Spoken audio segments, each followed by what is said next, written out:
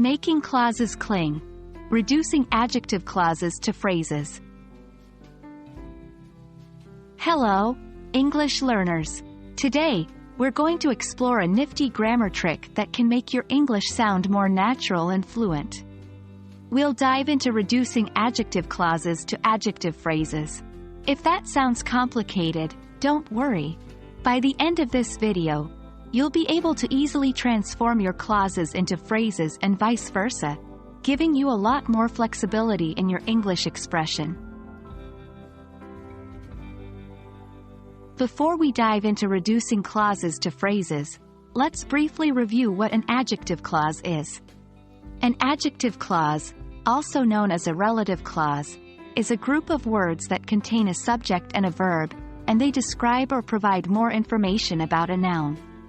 They usually start with relative pronouns like who, which, that, whom, where, or whose. For example, the book that I bought yesterday is very interesting. Here, that I bought yesterday is an adjective clause, modifying the noun, book. An adjective phrase, on the other hand, doesn't contain a subject. It's simply a group of words that collectively modify a noun. For example, the book bought yesterday is very interesting. Here, bought yesterday is an adjective phrase, modifying the noun, book.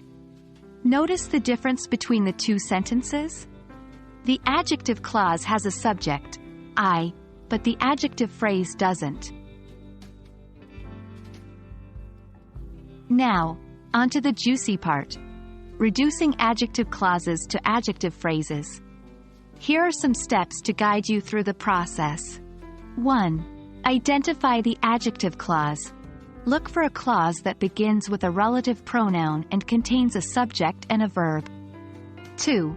Remove the relative pronoun and the subject. In most cases, you can just remove the relative pronoun and the subject to form an adjective phrase. 3. Rearrange if necessary. Sometimes, you might need to rearrange the remaining words so they make sense. But this isn't always necessary. Let's practice with an example. Adjective clause. The woman who is standing by the window is my aunt. Reduced to adjective phrase. The woman standing by the window is my aunt. We simply removed the relative pronoun, who, and the auxiliary verb, is.